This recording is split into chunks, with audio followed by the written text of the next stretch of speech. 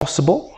How is it possible that people can believe that they are following God, but in fact are still lost and separated from Him? Let's read Matthew 7, 21 to 23. Matthew 7, 21 to 23. How is it possible that people believe that they are following God, and yet are actually, in fact, still lost and separated from God? Matthew 7, 21 to 23, and this is what it says. It says here, this is Jesus speaking, says, "Not everyone who says to me, Lord, Lord, will enter the kingdom of heaven, but only the one who does the will of my Father who is in heaven." Verse 22, many, says again, "Many will say to me on that day, Lord, Lord, did we not prophesy in your name, and in your name drive out demons, and in your name perform many miracles?"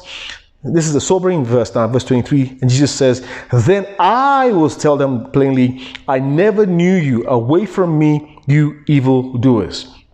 Not everyone who says to me, Lord, Lord, will enter the kingdom of heaven, but only the one who does the will of my Father who is in heaven. Many will say to me on that day, Lord, Lord, did we not prophesy in your name, and in your name drive out demons, and in your name perform many miracles? Then I will tell them plainly, I never knew you. Away from me, you evil doers." Now, this is a staggering statement by Jesus Christ, and it should cause each and every single one of us who profess the name of Jesus to actually evaluate honestly where we stand with God. Why?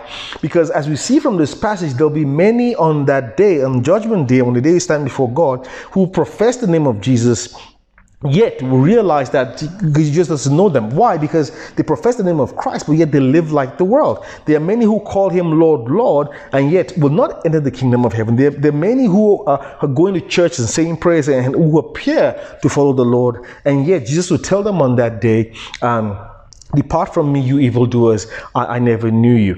So it's very, very important that we understand there's three categories. There are those who are still lost, there are those who are lost, and there are those who think they're saved, but they're lost. So it means that we need to, all of us, especially those of us who profess to be Christians, we have to evaluate honestly and ask the Lord to shed His light upon our hearts to evaluate where we really stand with the Lord.